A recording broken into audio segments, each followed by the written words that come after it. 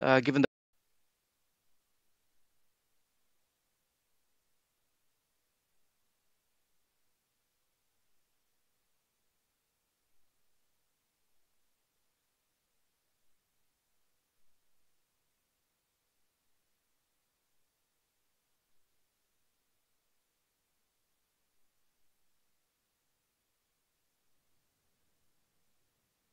Good afternoon, or good evening, or good morning, depending on your time zone.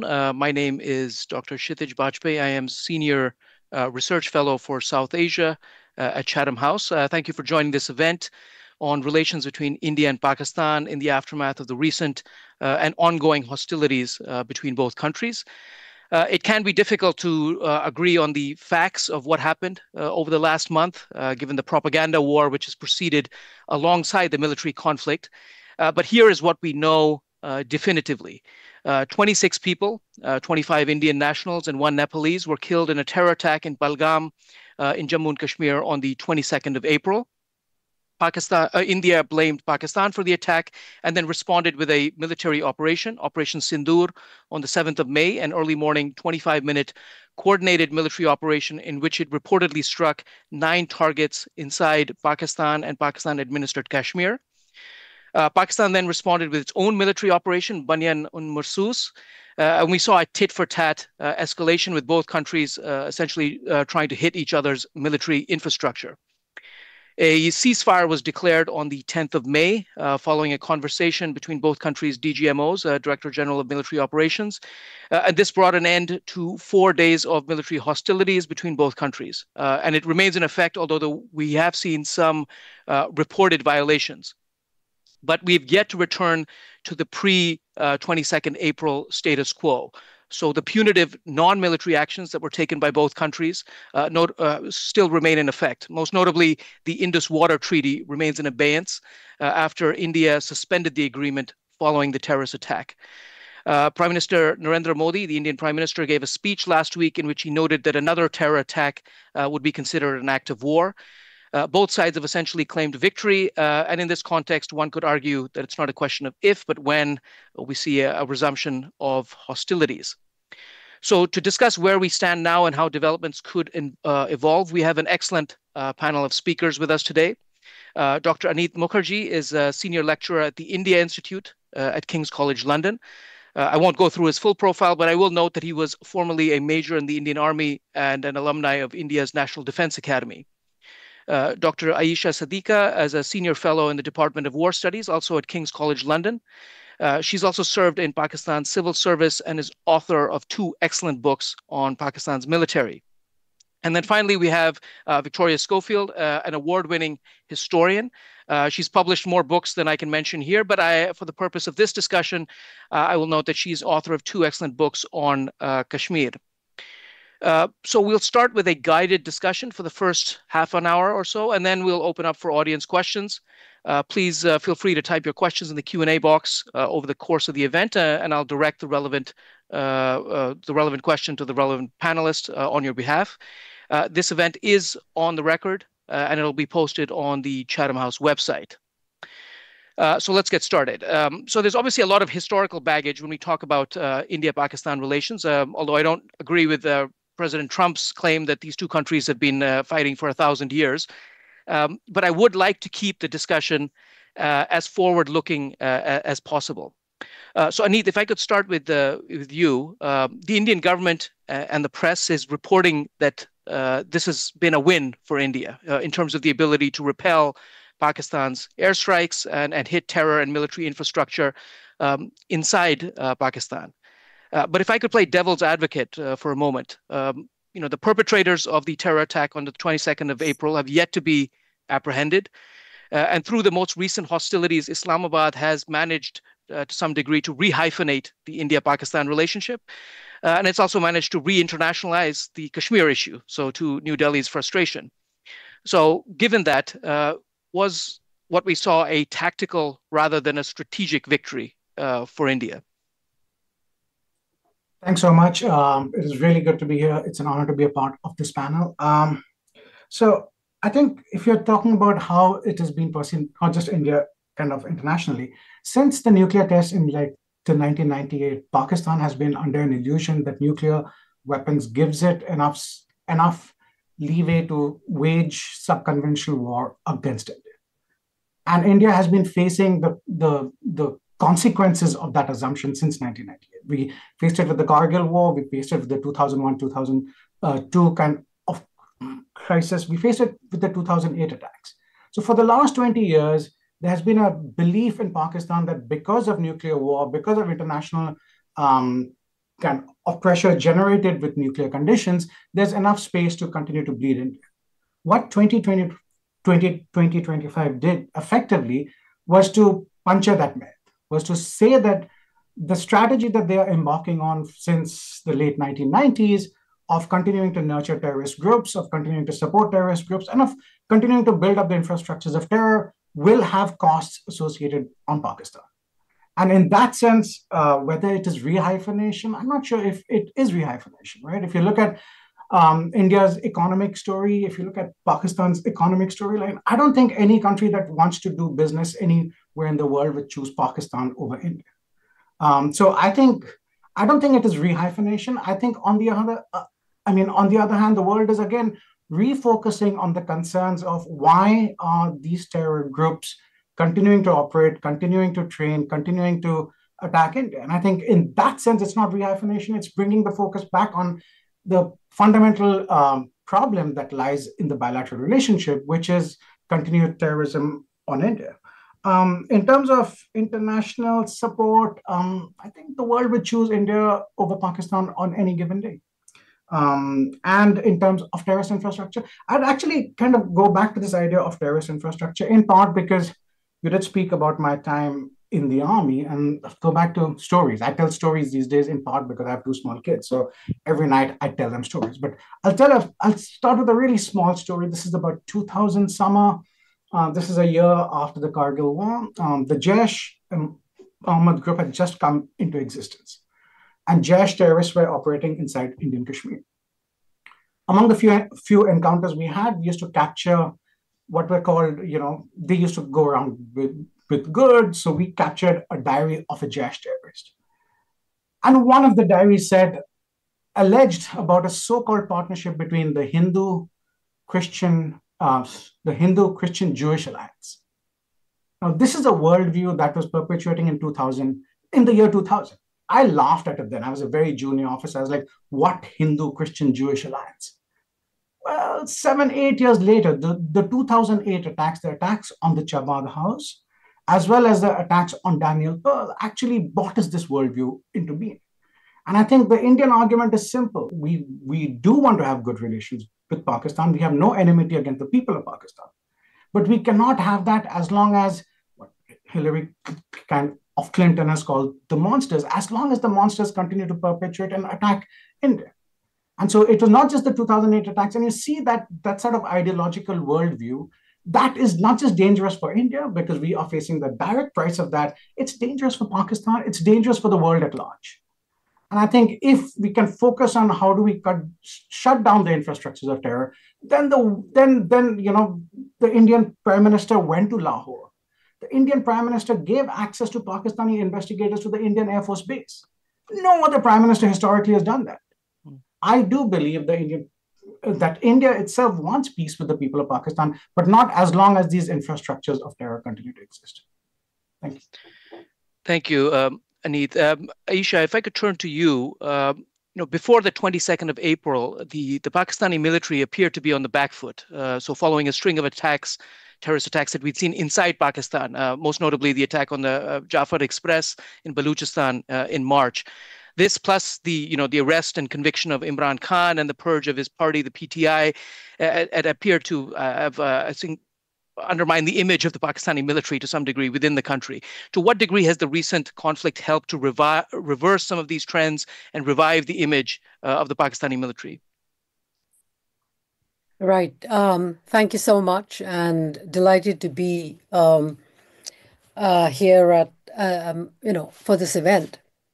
But let me kind of step back for a second and just insist on two things, which I think that are important to understand. Firstly, I don't think that Pakistan or Pakistani decision makers are even bothered about coming close to India economically. Yes, General Asim Munir has been talking about Pakistan becoming a $1 trillion economy and all of that. But, we in Pakistan never looked at the claims very seriously. And I think when, Anit talks about hyphenation of Pakistan, I don't think that Pakistan at all has focused on hyphenation of India and Pakistan in terms of which is the more kind of performing economy, performing country. And in fact, if you were a Pakistani general, you'd be looking at the situation and say that, look, if a war is started, war may not get started because India, as a more successful economy, would also begin to, at some point, calculate the cost of warfare for itself, for its economy. So it's not necessarily from Pakistani GHQ seen as India's strength, rather than a shortcoming, a concern that would stop war. So it's not just the nuclear issue, which would, keep India back from escalating, but also be mindful the damage it can do to Indian economy. So that hyphenation, I don't think Pakistan Army is bothered about it. The other thing is that the hyphenation where it happened was that Donald Trump, Pakistan is no longer the frontline state for the United States. Yet between first term and the second term, first term, Donald Trump mentioned it once. This was after Pulwama Balakot crisis that, I can sort out the Kashmir issue. And he was told very gently by Delhi to kind of keep quiet. And he did. This time around, he's mentioned it several times. So, and I don't think that, India would allow that even this time. But Pakistani generals, Pakistani audience is thoroughly enjoying it. That's been 6-7 times that he's mentioned. So there is that hyphenation. So we may not be a successful state, but the fact that we are talked about in the same breath as India is success enough. The other thing which I think is important for the army, is that firstly, I think that the anti-army sentiment was always skin deep. It was basically about bring Imran Khan back, bring the right leadership back. Now, what a war did, what a conflict did, and I think nobody, the problem in India is that Indian observers, Pakistan observers, definitely even at the highest level of diplomacy, do not have enough knowledge of their neighborhood. And definitely not Pakistan. So there are generalizations that they kind of jump on. So yes, Imran Khan is the popular guy. People were unhappy. There was unhappiness in the army as well. But when you throw a war at them, that's when people come together.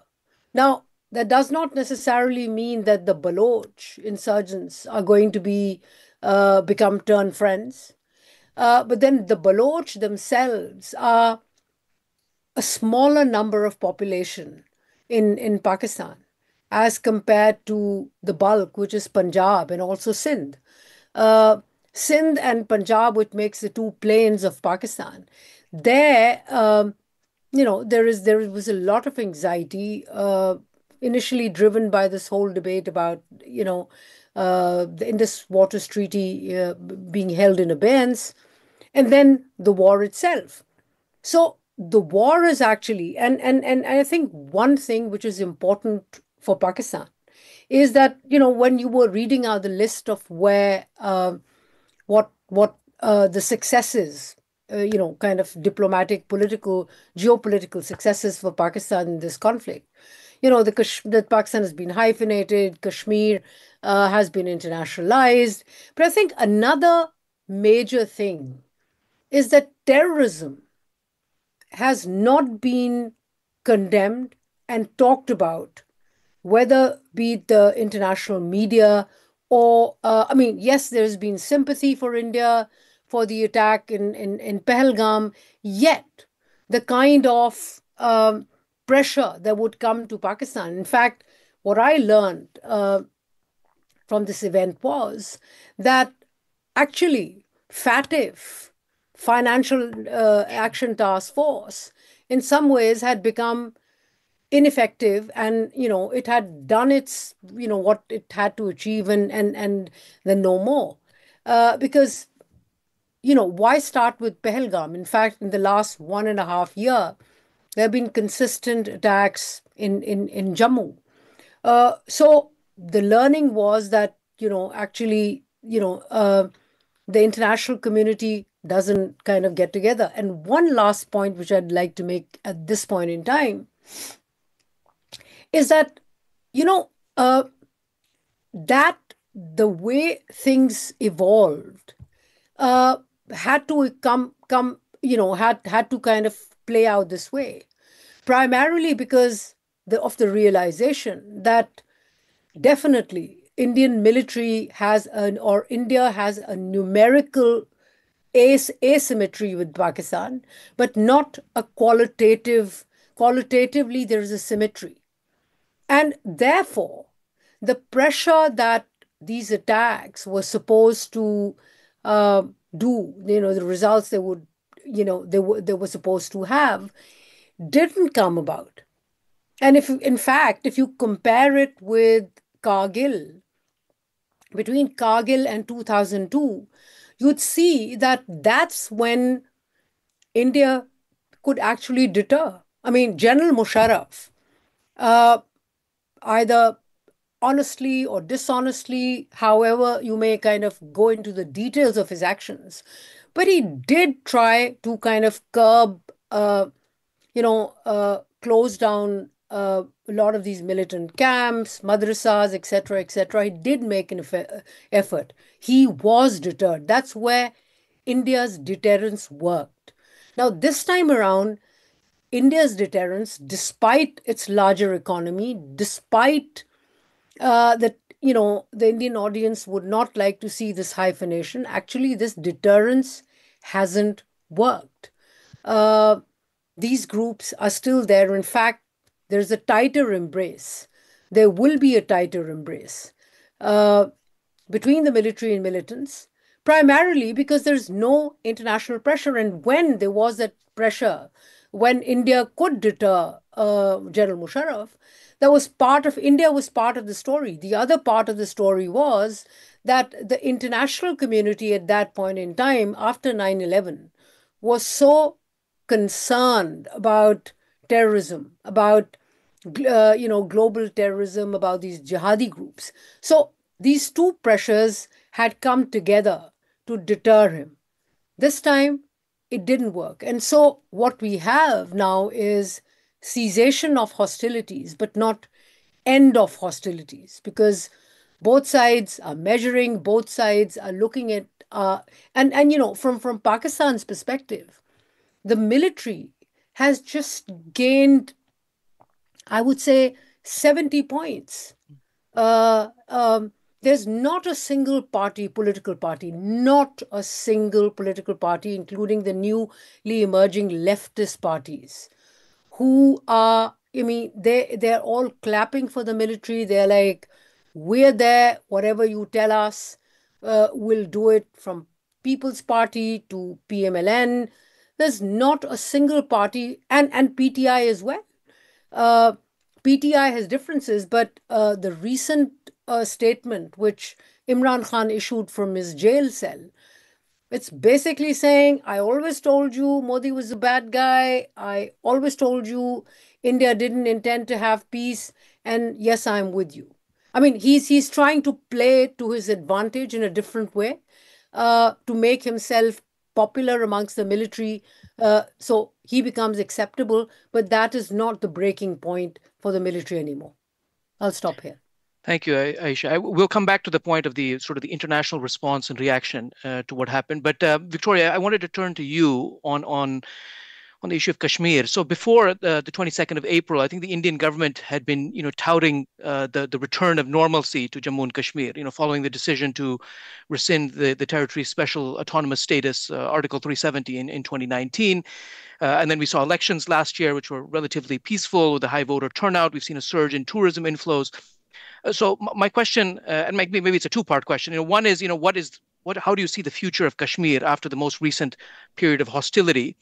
And then perhaps as a follow-up to that, are there any potential de-escalation pathways from what we've seen? So whether it be the return of statehood to the territory, some form of enhanced autonomy for Jammu and Kashmir, short of, obviously reinstating Article 370, or, for instance, a reinstatement of the Indus Water Treaty. Thank you so much. And I'm delighted also to be part of this panel. I think, actually, listening both to Anit and Aisha, this is all very depressing because we're very much talking about India, Pakistan, and where we don't seem to be thinking about the people who live in the region. And what actually has happened is you've had a very, very serious, brutal terrorist attack, which has suddenly put in train a potential war between India and Pakistan. But that's certainly not getting us anywhere towards, quote, resolution of the issue. And what we really must say, it's resolution of the Jammu Kashmir issue. It's not just the Valley of Kashmir we're talking about the state. And it's the state which remains what you like to call the core issue, the bone of contention between India and Pakistan, and which has contributed over these past 80 years to their poor relationship. And I think listening to Anit and saying dismantling the infrastructure of terror, we've got to look at dismantling what causes that terror, what causes that disaffection, what causes that resentment. Why have people picked up arms? Why have they perpetrated these terrible acts? And of course, it's a pattern that we've been seeing. When I published, you very kindly said I've written on Kashmir, and I've been working on Kashmir for over 30 years. When I published my first book on Kashmir, I was ending it with the terrorist attack in Pahalgam in 1995. And this is cyclical. There'll be a terror attack. There'll be a reaction to that terror attack. Then there'll be a drawback and some face saving. Both sides will sort of feel that they've achieved what they want to achieve. I think, Anit, you talked about punching Pakistan's bubble, bursting the bubble here in 2025. I think it was probably burst in 2019 when, for the first time since the 71 war, India crossed the international frontier. It didn't just operate into Pakistani-administered Kashmir.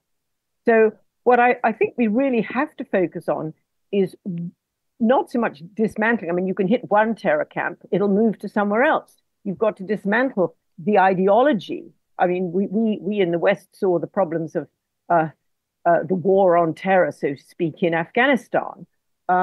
You've got to eliminate the causes, because what we really have found is that groups of individuals, whether it's, however it's sponsored from the Pakistan Army, the Pakistan intelligence services, they're using this Kashmir cause as a totem, in a way, to perpetrate acts of terror. It's not helping the Kashmiri people.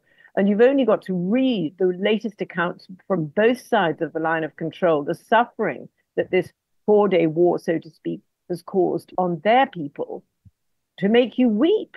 And I think that's where we've got to look at it. The return to normalcy, yes, the Indian government has been trying very hard to make everything better for the inhabitants of the state of Jammu and Kashmir, mind you, while continuing to claim that area, which is administered currently by Pakistan, not only the small strip of land which Pakistanis call Azad Jammu and Kashmir, Indians call Pakistan-occupied Kashmir, but also Gilgit-Baltistan. So there's a whole raft of issues which have to be discussed at the negotiating table. But equally, you have to work out, where is this resentment coming from that people will perpetrate these acts of terror? And meanwhile, what can be done for the inhabitant living in the region, which is continually a type of battlefield? Thank you, Victoria. I can see that Anit and Aisha have both raised their hands, so I will let them respond. But I wanted to actually just to make sure that we keep moving forward. Anit, I wanted to also pose a question to you. You can respond to that question as well as whatever points you have. We see that both countries appear to be moving up the escalation ladder, both in terms of the targets that were hit that went beyond Indian and Pakistan administered Kashmir into both countries' heartlands, and also in terms of the type of military platforms that were sort of employed. We saw the extensive use of drones, for instance. So under the Modi government, there seems to have been a clear momentum towards moving up the escalation ladder. So from 2016, the surgical strikes, 2019, airstrikes, and then last week's Operation Sindoor. My question is it actually working in deterring further acts of cross-border terrorism? And perhaps just as an add-on to that, there have been reports, although denied by both governments, that Pakistan's Nuclear Command Authority had convened, that India had struck the Noor Khan and Kirana Hills Air Base, which are raised the risk of nuclear escalation. And then, of course, last week's speech by Prime Minister Modi noted that India would no longer tolerate, quote unquote, nuclear blackmail. So where do these developments leave the credibility of both countries' nuclear deterrence postures as they move up this escalation ladder? So over to you, Anit, please go ahead. Thank you so much. This has been a fascinating talk so far. So very, very quickly, to Aisha's turn, if India's wealth is a problem, I'd rather take that problem on any given day. In fact, with each day, with each year, with each month, as India continues to grow wealthy, you might think it might actually have more to lose, but the wealth will give its other advantages in terms of other capabilities that would come in helpful. And it has the side effect of making people live better lives. Trump as a mediator, be careful here. I think Trump made a rookie mistake on that particular trip. I'm pretty sure that the US administration knows the deals that are at stake here. It knows the choices that it's going to make. Just give it a couple of more months and you might hear a different tune from Trump. In terms of the qualitative symmetry, I'm not sure I would agree that there is a qualitative symmetry in between the two armed forces. If you look at the targets that the Indian armed forces hit, not just the 9 terrorist camps, which are different from the Pakistan Army assets or the 9 specific terrorist camps, but also subsequent escalation where it hit Islamabad and other important air bases. I think in terms of qualitative and quantitatively, I think it's a very different capability in terms of not just bringing down the Pakistani attacks, but also implementing and targeting its own attack. Last, on the fourth point was a tighter embrace. Now, this is something that is really concerning. If your argument is that this crisis will lead to a tighter embrace between the Pakistan armed forces and these terrorist groups, yes, it is concerning. But here, where I agree with you to a certain extent is perhaps the international community has looked away on this for far too long and is just thinking about hyphenation. That here's where, again, I would imagine that it is India's job to actually show that this tighter embrace that you called it would actually create major costs, not just for India. India would have to deal with the costs, but for Pakistan itself. It's the attack on the Pak Army School in 2014. It's not a very different strand of Islamist fundamentalism than that is animated on Kashmir. On Victoria's point, I think the root causes argument, you got to be a little careful with that, right? Finsbury Mosque, there was somebody in Finsbury Mosque at the turn of the century espousing hatred. That hatred, which talks about a Hindu-Christian-Jewish alliance, that ideological strand cannot be appeased.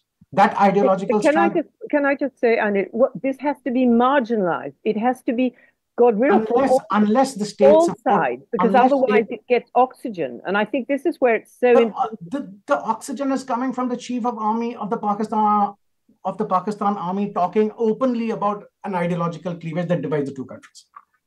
Right? Here's where I think the structural issues in Pakistan, where the Pak army is unfortunately driving the destiny of the country, is what is at the root cause. Now, here, you and I and nobody has any control over that.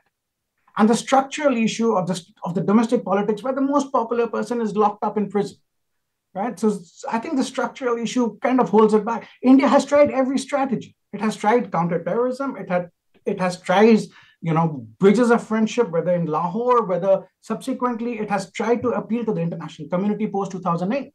The 2008 attacks were the first time when it was a clear targeting of Jewish targets on Indian soil ever. Well, where did that come from? 10 gunmen trained and bought in by the Pakistani state. Now, which other state has actually held itself back for so long? And here's where I think when we talk about escalation ladder, and I'll go to your point, Kshitij, I think while we might say this is the Modi government strategy, I think the opposition party are united behind the strategy. I would say that this is the new normal. That will not just happen whenever there's a change of government in India. This is the new normal wherein nobody in India, no opposition party in India is condemning these strikes. Nobody in India would see this as saying that, look, enough is enough is enough. That you could have said restrained in kind of Kargil, which was denied as a war, right? I mean, you were there, Victoria, you wrote the book in 1995. You were there when they said these were not our soldiers. That was a blatant lie. Right? I mean, you were there kind of subsequently. India has held itself back for the last 20, 25 years. This is a culmination. Some would argue that this is too little, too late. We should have done this not just in 2019. We should have started imposing the cost way before that. And here's where, if there is even a modicum of, well, to put a lipstick on a pig, if we have to take one good takeaway is that the costs of indefinitely bleeding India through this tighter embrace is just going to be borne by unfortunately the state of Pakistan. And here's where, in case that can change, we can talk about the move. But because Indians are really interested in making themselves better for its own citizens, and here's where it goes back into your last point, the Kashmiri people are suffering. I totally agree with you. And here's where, at least in the last couple of years, with the economy taking off, with tourism taking off, the Kashmiri people actually are really mad about the Pahalgam attacks. That for the first time, you're seeing a condemnation of this continued form of terrorist. Now, who are these terrorists who are coming and killing innocent people? They are not representative of any ideological found that Pakistan. This is what the Kashmiris said 30 years ago. Who are these people exactly coming? And here's where I would agree that for the betterment of not just the Kashmiri people, but of everyone in the subcontinent, the first step is stop this sort of tighter embrace that they've gone down on. I don't know if it's possible. Thank you. Thank you, Aneet. Let me turn to Aisha. She's very patiently had her hand raised. And maybe if I could just supplement your whatever points you have to make, Aisha, with an additional question. And I wanted to ask about the role of ideology in the ongoing hostilities. Asim Munir, the army chief, has been referred to as Pakistan's first Islamist army chief since Zia-ul Haq. And he made this much quoted speech a week before the terror attack where he referred to Kashmir as Pakistan's jugular vein. So my question is, to what degree do you think ideological considerations make it more difficult to de-escalate tensions between both countries in the way that we have been able to de-escalate during previous periods of hostility? Please go ahead. Thank you. Let me get back to the comment I wanted to make, which is about a couple of comments, very quick comments. I think in some ways, Indian government lost an opportunity to kind of resolve the Kashmir issue to its advantage.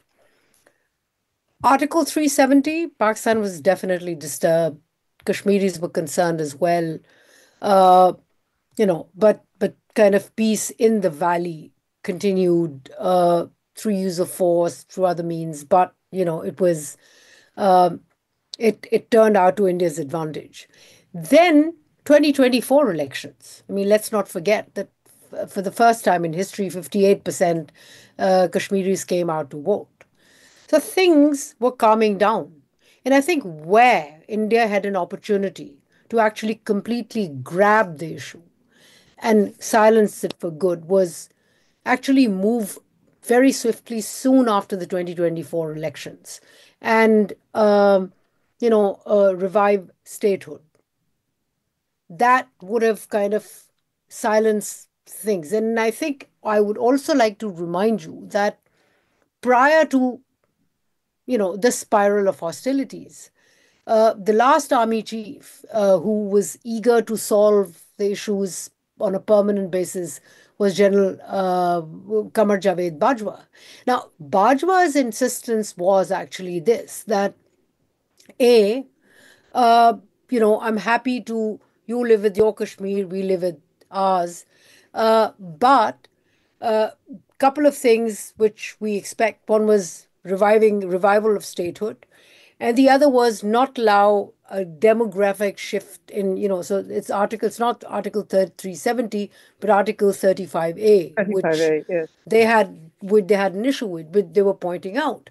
Now, at that point, and a couple of times, I think when peace has been talked and much more constructively, so the General Musharraf period, that's when Musharraf came out and said, a 4-point formula, etc., came, went to India after having done Kargil, not kind of as a Pakistani, as an analyst, not kind of ashamed or not saying that this didn't happen. And Pakistan Army was not responsible for Kargil. It was. But having learned that, he reached out. And, the Indian right wing, Mr. Advani and all, kind of pushed him back at Agra. And so the talks collapsed there. He returned without actually doing a deal. And then, there was no turning back. I mean, India and Pakistan historically are great nations in terms of they get their moments when after violence, after hostilities, there is this moment of peace or these windows of opportunity, which then they, for different reasons, find it difficult to kind of grab that. The same thing happened with General Bajwa. I mean, Bajwa, I would say that I had an issue as a Pakistani with his statement, when he said that, look, we don't have money to run tanks and trucks. We have to bury the hatchet. He was doing more than just a signaling to his institution. He was signaling to the country. And yet, I think what he expected from the other side was this signaling that, all right, we'll restore statehood, we will kind of review 35A, and, it would have been a gentle signaling to the Pakistan Army that, look, this is what you wanted, so we've found here is a quid pro quo. Let's move on, and we would have gone back to Musharraf formula. Now, the point is that yes, when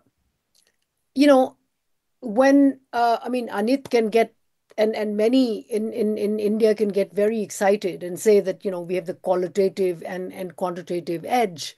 No, I mean, and a quantitative and qualitative edge militarily is supposed to produce results, and they didn't produce results of deterring. That is an important. I mean, if somebody in India is willing to look seriously, this should be a takeaway that they did not deter because there wasn't that edge. Your very good partners, even in the United States, understand it, that militarily doesn't have the edge. He talked about striking 11 air bases, of course, a matter of great concern for Pakistan and Pakistani planners. But it's also a fact that if you look at a commonality between 2019 and 2025, Pakistani Air Force did perform. I mean, India in media went into hyperdrive to hide the fact that 4 to 5 at least Indian Air Force jets had been shot down. So as far as feeding the audience is concerned and sending a signal is concerned, Pakistan is saying, look, you can't push me back decisively. You don't have that edge to impress me with your military might, even with your economic might. I can survive.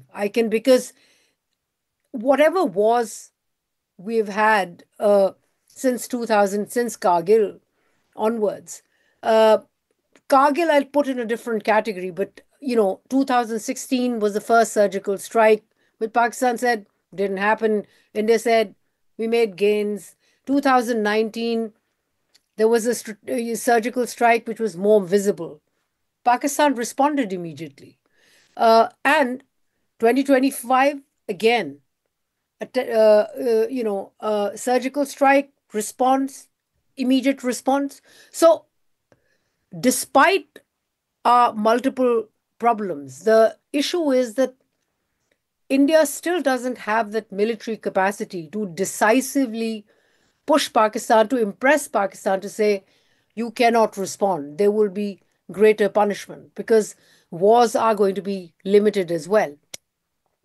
Now, your question about ideology, of course, it's not just about religious ideology. It's about nationalism. And what we know is that General Asim Munir is insistent on creating, re-strengthening, a new system of governance, a new, well, it's not a new ideology, but piecing together what has been Pakistan's ideological basis historically and strengthening it and saying it, equating it with, and bringing the focus back to where it was prior to General Bajwa.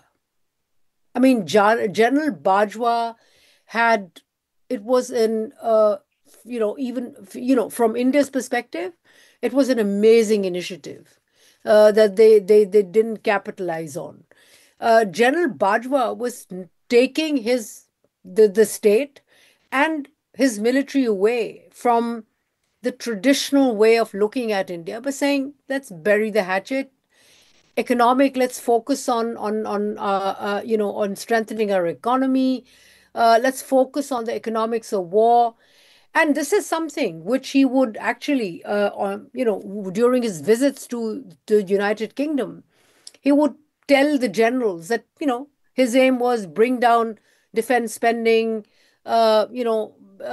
strengthen Pakistan's economy, etc., etc. Now, for General Asim Munir, who's a traditionalist and definitely an Islamist, but he, like General Ziaul Haq, can actually have a good conversation with the West as well. So it's not that when you propagate him as an Islamist that he'll be unable to hold that conversation. And in fact, it's very interesting that while there is this anxiety regarding Gaza, Israel, etc., Pakistan has also been slowly and gradually having its conversation with Israel on the side, saying, perhaps saying, don't bother with the general public, but, we are in conversation with you. So he's a man who is very insistent on, General Munir is a man who's very insistent on building that traditional, ideology-laced nationalism. Also because he understands, his understanding also is that if India is going to be building the same kind of nationalism laced in religious ideology, then to strengthen, he needs to insist on doing the same. Both in their spaces are kind of going in similar direction. Thank you, Aisha. I can see several questions have come in. So in the interest of time, let me move on to those. Although I had 101 more questions of my own, but I will leave that for another time. So several questions have come in on the status of the Indus Water Treaty. So this is the 1960 World Bank brokered agreement, which has managed to survive several periods of hostility between both countries. It survived the 1965 war, 1971 war, 1999 Kargil conflict. I think the agreement was already under some degree of strain following the 2016 terrorist attacks. Modi had noted that blood and water cannot flow together. India has requested sent a formal notice to try and modify or review and modify the treaty, and I think Pakistan has also accused India of shifting water flows downstream through its hydroelectric power project. So and maybe I'll pose this question to Victoria. How do you see the status of that agreement in the context of the current hostilities? Well, I think it's very problematical. And, we are talking about water. We're talking about livelihood. And as you rightly pointed out, the treaty has been under strain, mainly because both countries are running out of water, not so much because of climate change, but also because the fact that their populations are growing and the requirement for water is considerable. But quite frankly, putting it in the larger context, it's another reason why both countries, at both government levels, I mean, we've heard a lot already this afternoon about, who gained and which army has sort of improved its reputation, etc. But the bottom line for the whole of South Asia, and as Anit said, for the entire inhabitants, not just of the state of Jammu and Kashmir, but for the entire inhabitants of South Asia, is that they have to resolve their differences. They might not like each other. At the moment, the current governments don't like each other. And this is percolating down to the people not liking each other. This was not how it used to be. They'll always be neighbors. They'll always share the same land space, and they'll share, to a degree, the same resources. So I couldn't emphasize more strongly from my very comfortable position in London, where I've got plenty of water, that it's essential to bury the hatchet, however it's done, because otherwise it continues for generations. The baggage of an unresolved relationship, effectively, is what we're talking about, is handed on to the next generation. And you get the next generation indulging in the rhetoric and the propaganda that we've seen on the media. And so whether this is done, again, we talk about nobody wanting Trump to facilitate, mediate, or no one wanting international mediation. If international mediation is not required, then the responsibility is for both governments at whatever level they start, whether it's military, whether it's at prime ministerial level, whether it's at foreign secretary level, to say, we don't like each other, but what's going on is far too dangerous for all our population, for both populations. And that Indus Waters Treaty, it's the lifeblood. I mean, suspension, currently, it's very difficult to suspend it. You can't just, it's not like you just, suspend a treaty that's not geographical. This is geographical, and you've got a large body of water flowing. You've got cubic meters. It could be more difficult for Pakistan in the dry season. In the wet season, less so. But, I mean, does one really want to resort to that after nearly 80 years of being separate countries, to deprive one country of water? I don't think so. And I don't actually think the population, if questioned, would like to see one population being deprived of water. It is indeed the lifeblood, far more than weapons are. So, as I say, I can't emphasize enough, we've got to look at the bigger picture. We're concentrating on one military encounter for 4 days. The bigger picture, both countries just simply have to resolve that we want to live in peace. There has to be a peace dividend. At the moment, we're giving away to the military dividend. It suits both armies. They get funding, they get weapons, they can try out their weapons. But the bigger advantage for both countries is if they could live in peace.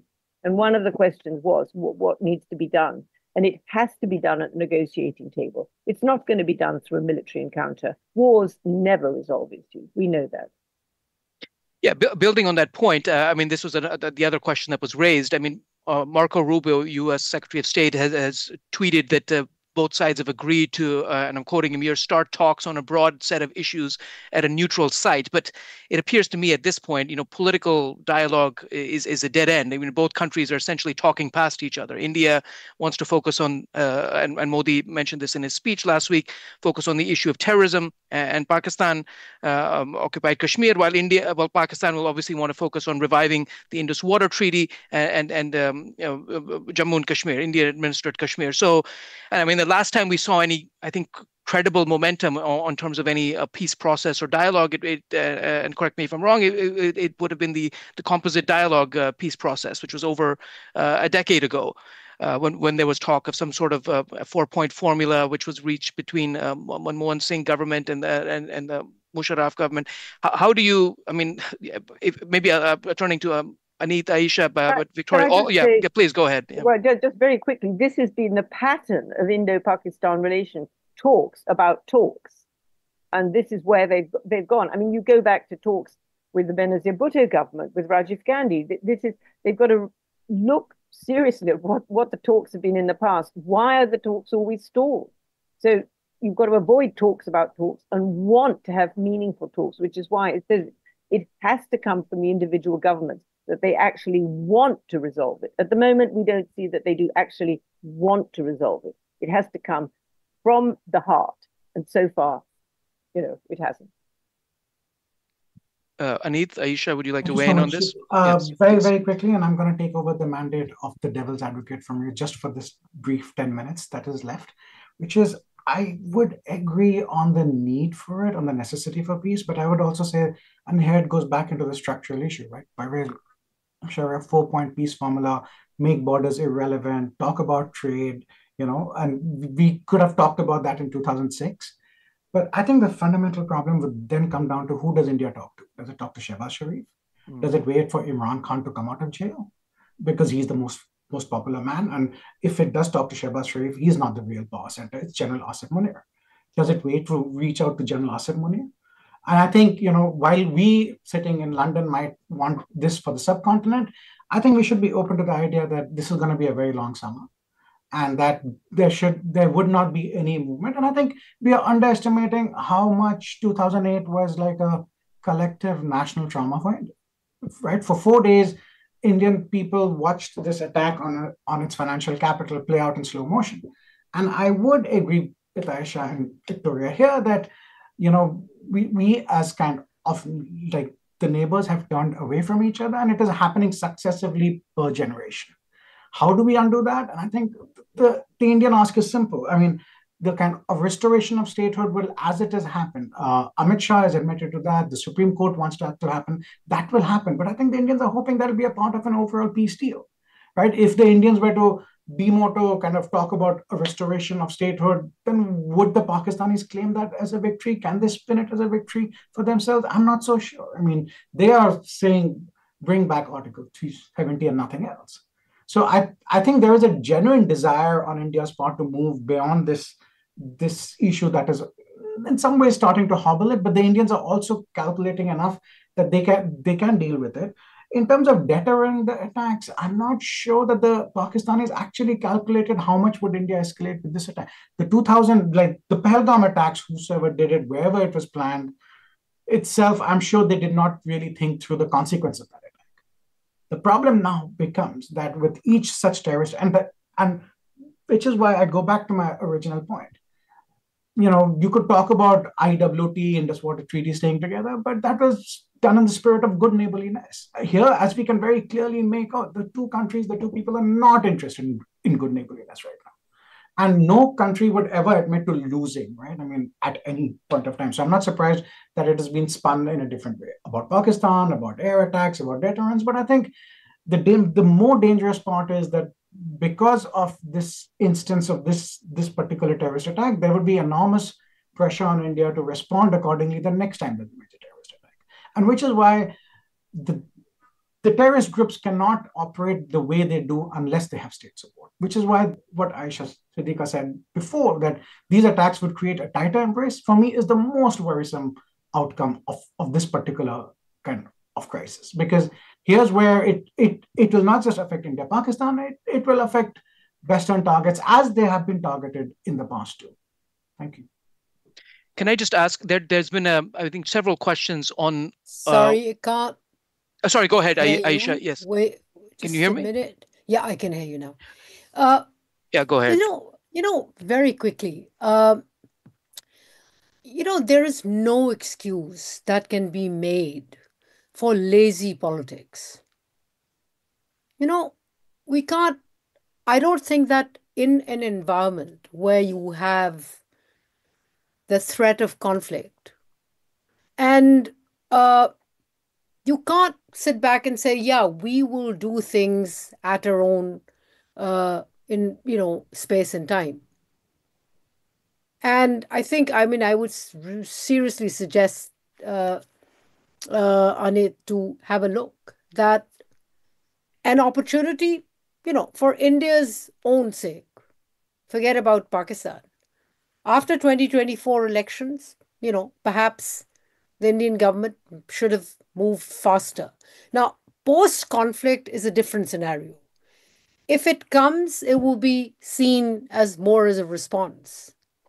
And the fact of the matter is that this conflict has, in a way, benefited Pakistan because Kashmiris especially in the valley, prior to that, they'd looked at Pakistan and said, these guys probably can't do anything. Suddenly, Pakistan is in terms back in business. So, which increases the threat level. But going back to water, and it's important that we understand that water is something which will generate sympathy. For military's position, for the groups, etc. So one has to be thoughtful. And the other thing is that, I'm sorry, instead of making it sound like India's generosity, that, as bigger neighbor came together, the two countries got together in the 1960s, worked out this deal, which was, with the World Bank kind of helping both. And there is actually no clause to get out for either party to get out of this agreement. And there is a larger issue here as well, which is that while Pakistan is a lower riparian in India's case, India is a lower riparian in China's case. And let's not forget that while, Donald Trump can have a rookie moment and we can completely ignore what he's saying, there is China, a bigger neighbor sitting there, which has contributed in terms of helping Pakistan with technology. And, politically, when the tension on water kind of increases, it may get a bigger role to play. Now, my argument here is that post this war, this conflict, I don't see in the short to medium term anything exciting happening in terms of talks or peace. I mean, unless the problem right now is that both countries, the only country that, in both India and Pakistan, tend to take a bit more seriously in terms of talks is the United States. And if in India the perception is that it's Donald Trump's rookie moment, it also indicates that Delhi may not be too eager to take this opportunity to get the US to help and kind of put pressure on Pakistan and say, let's talk about this issue. Both issues, all issues, including terrorism, including Kashmir and the rest of it. Get you guys to sit on the table. So I think in the short to medium term, there is no opportunity for peace.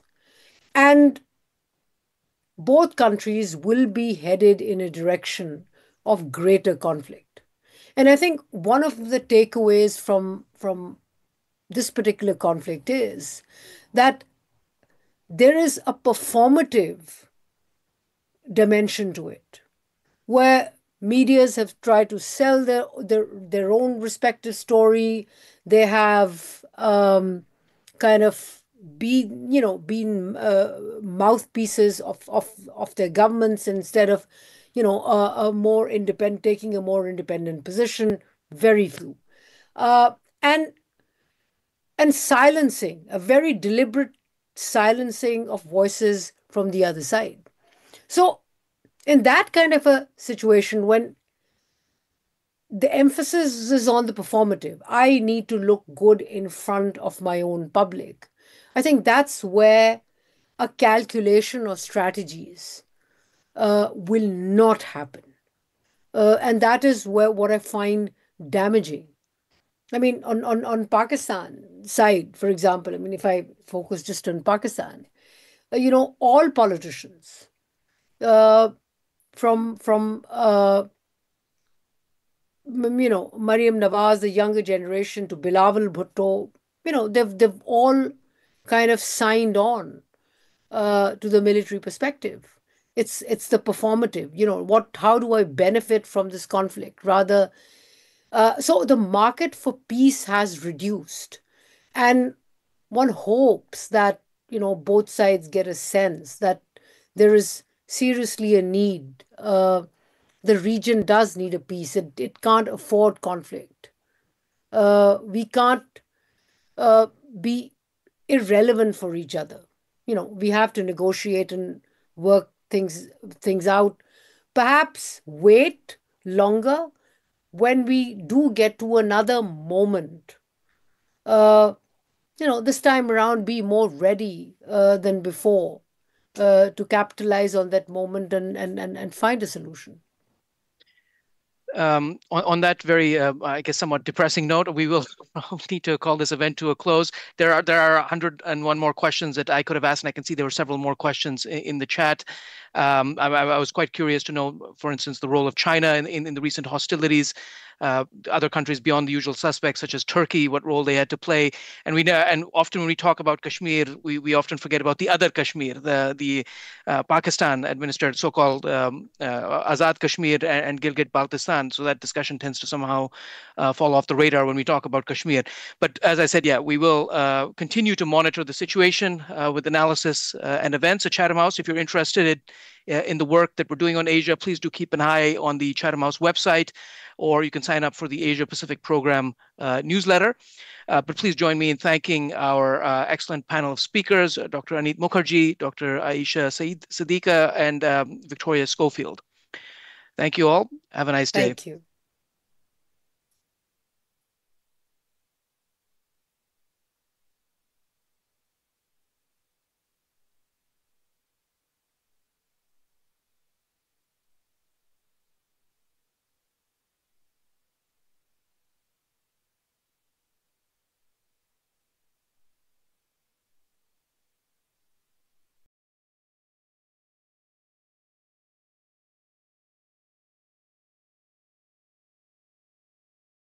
Good morning, everybody.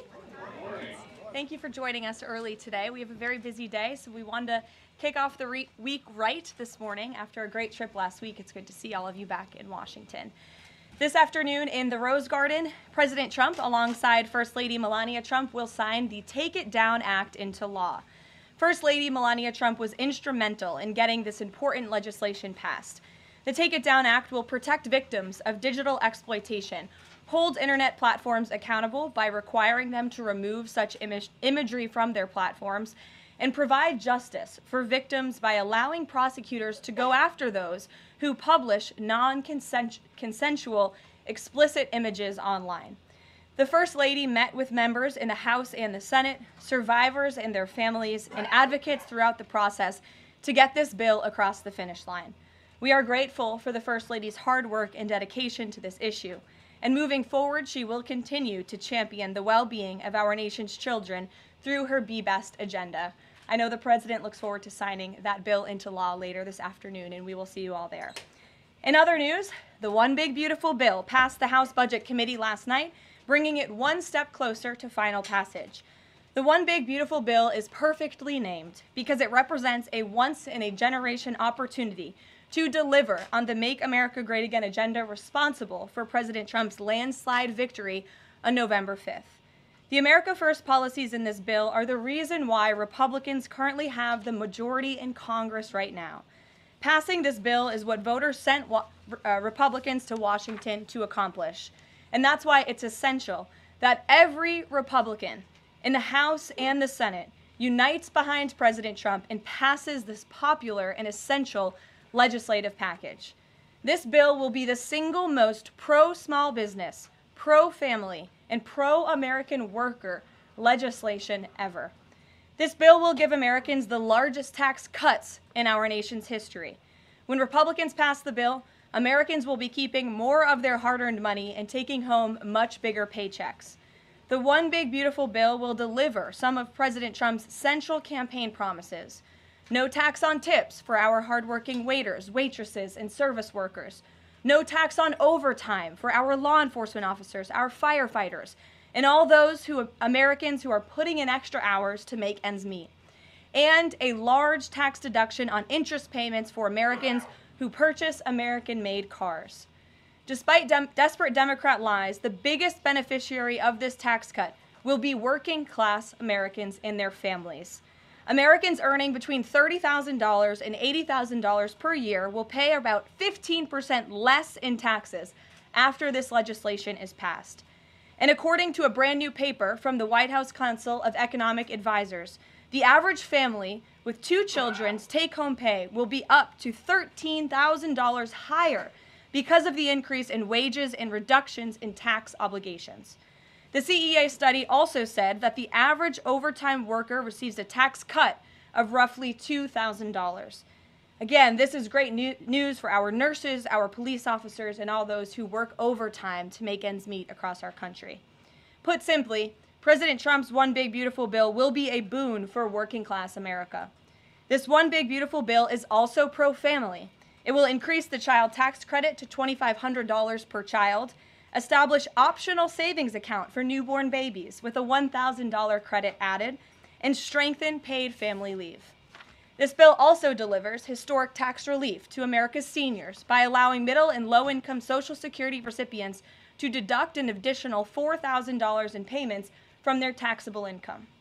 If Democrats get their way and the Trump tax cuts are not extended, Americans will face the largest tax hike in history to the tune of $4 trillion. Republicans must not side with Democrats in helping them raise taxes. The One Big Beautiful Bill also provides critical protections of Medicaid, which will strengthen and preserve the program for decades to come through common sense efforts to eliminate